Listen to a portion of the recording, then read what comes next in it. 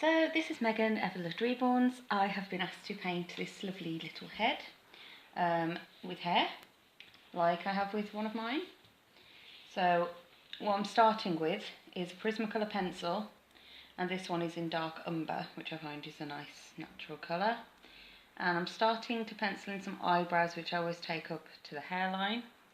And so once I've done those, I don't know if you can see, but I've already penciled in some very, very light ones with a lighter peachy colour pencil, because I just think this adds three-dimensional effect to the eyebrows. And then I'm going to pencil in the crown and plot where I want the hair to go to fall, and I think it's going to sweep around like this other doll that I did. So let's get started.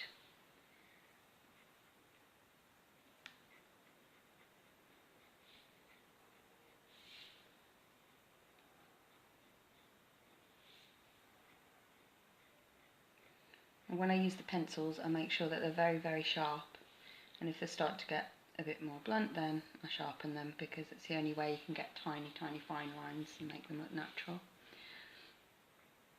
And I never draw the hairline, I just go with the flow as I do the hair, because I find you'll get a more natural result that way.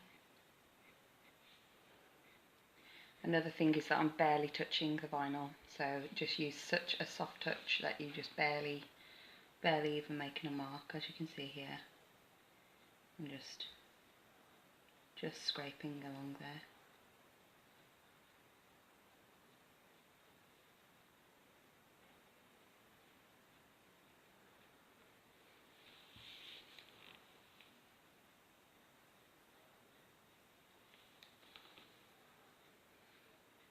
And just try and mix up the direction of the hairs on the eyebrows. And what I do after I pencil is I add layers of, I use air dry paints, but if you use heat set paints, then I just use fine layers of those on top of the little hairs that I do. But I tend to not do it all the same sort of. Here I've left gaps, you can see where I've left gaps. I've added more paint on these bits so it looks like the scalp peeping through. And then after I've done a few brown layers, I added a dark brown black layer just on the ends of where I wanted the hair to look like it's gathering, and particularly around the nape of the neck. But it all starts with the pencil. And what I'm going to do now is I'm going to pencil all of the hair. So I'm going to plot my crown and I'm going to pencil the hair, and then I'll show you again from there where I've got to. Just to show you, I've plotted where the lines of, this is the crown here, the swirl, and then you can see it's very rough. I've just sort of plotted out where it spirals out on each part of that swirl, and bringing it around here forward. And then I'm just going to sort of make up what's going on at the front, so you'll see in a second. But you can see the little eyebrows and those downy hairs, so we'll come back in a second. So now what I'm doing is I'm just using each line that's coming from that spiral of the crown, and I'm just using that as a guide to drop down where the ends of the hairs are going to fall, and then I'm going to fill in all the middle bits afterwards, but just to give you something to go by. And just, be natural with it, just let the pencil sort of flow rather than planning it too much. And everything at this point, if you make a mistake, it can all be corrected and rubbed off and whatever, so but I like to just use these to, and around the front it's nice if you just add a little, little shape, as if the hair's just falling around the ear. So it looks a bit messy so far, but when you fill in all of this, it's just going to look like penciled hair, and then what really matters is the layers of paint you put on afterwards to build it up. So just a step by step here. So just a little progress report. I'm going to be on this now for about 15-20 minutes. And I'm just doing these tiny hairs at the front, which I love to do because I think it's so sweet on real babies when you see these little tiny, tiny downy hairs, and they're so soft, and it all leads into the hairline. Now this, oh, that was a bit dark, see, that's a good example of when you press too hard. We can blend that out. But when you when you see the babies and all these little hairs lead into their hairline, so this is going to sweep around. So I'm just plotting where I want these little hairs to go, and you can see they lead up from the eyebrow. And when it's all comes together, it makes such a difference having these details put in first. And what I did over here a minute ago is I used the black on top of this brown, just to add a little bit more thickness on the ends of the hair here. And that's what I do before I add the layers of paint as well. I add a darker colour just to so it appears that there are more hairs on top of certain bits. Obviously I haven't filled in up here yet, but when it does all fall, you'll get that effect of the hair being thicker. So that's our start. Reborning. So the next step, I'm using the pencil and just following these lines, and as you can see, I tend to just work as I go along. So I sort of just think, I'd like want a gap there, and then I get the black in some areas and thicken it up, and so I just literally do it.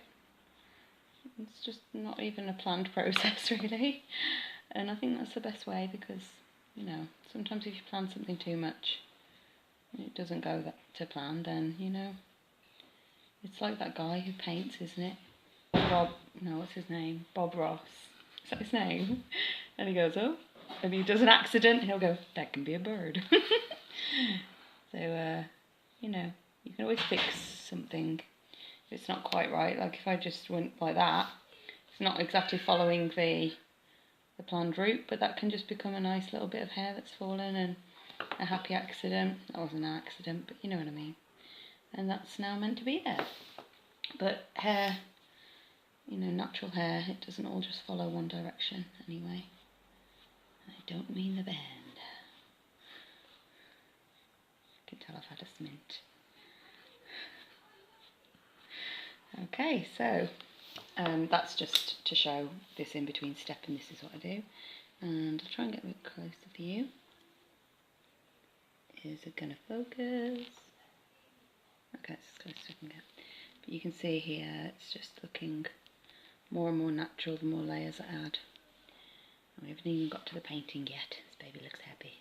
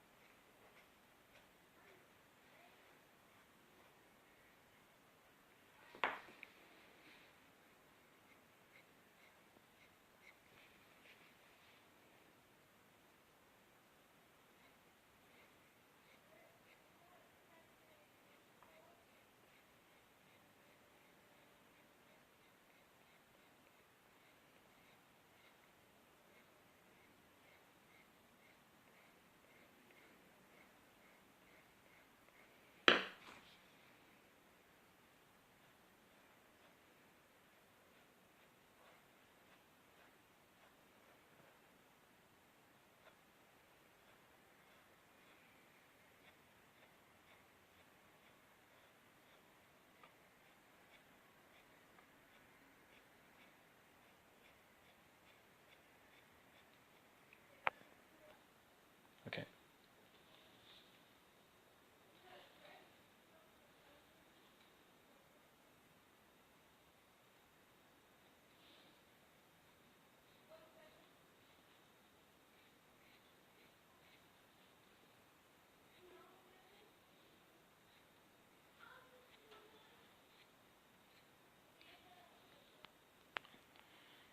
So as you can see, I'm just going to the end of the penciling part of this now.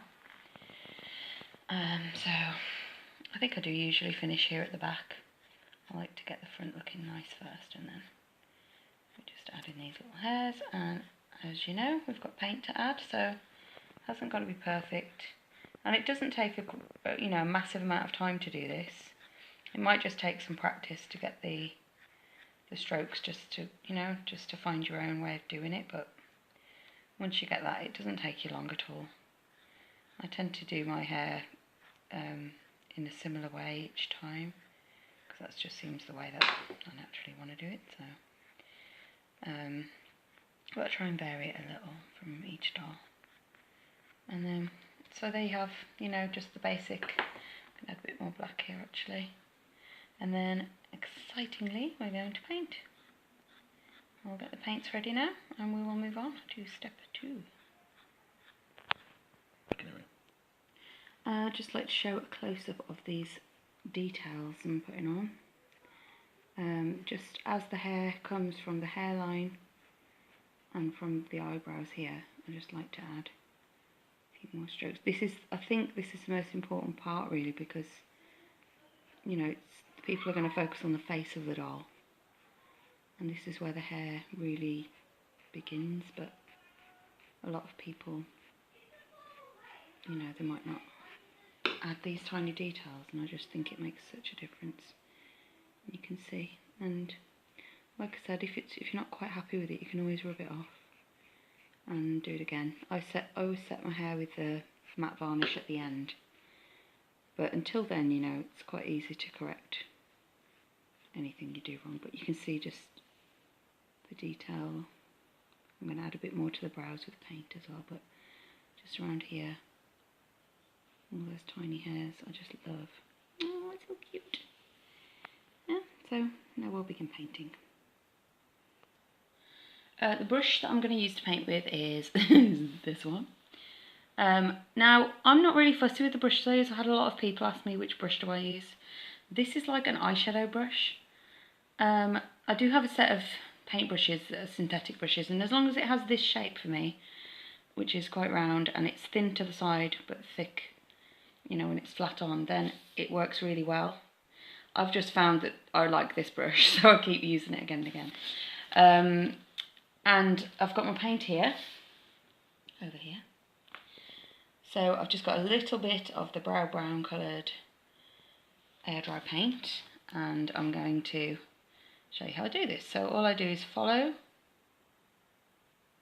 the strokes that I've already penciled in with my paint where I want it to be darker, and some areas I'll just leave them as pencil, and some I'll leave, you know, you can see where I've left some gaps for the scalp there, they'll just be sort of blank. You can water down your paint a little more if you want it thinner, but I don't want it to come out too brown, because it can come out quite an orangey brown if you're not careful, and we want this baby to be a brunette. So this is how I begin. I'm just going to get rid of the excess paint off of there. So when your brush is drier, I just use my hand.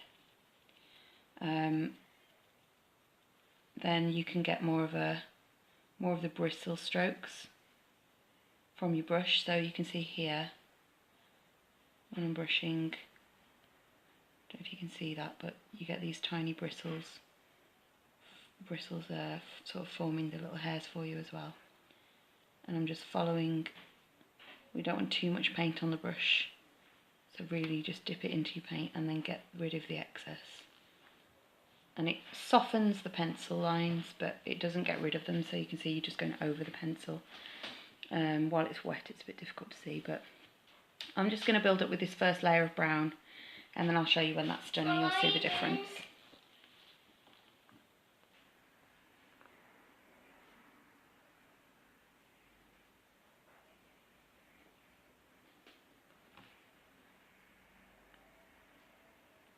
And just as a warning, you have to paint so gently because it can drag the colour from the pencil that you've already drawn. It can drag. Taylor, come out of the light, please.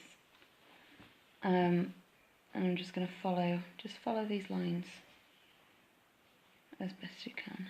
It might be better to go upwards from the thicker bits and into the thinner bits at the back where the crown is. And because the brush is sort of angled, I just use the brush. I use the thinner middle part of the brush. So you can see some bits I'm going to fill in, and some bits I'm going to leave blank. This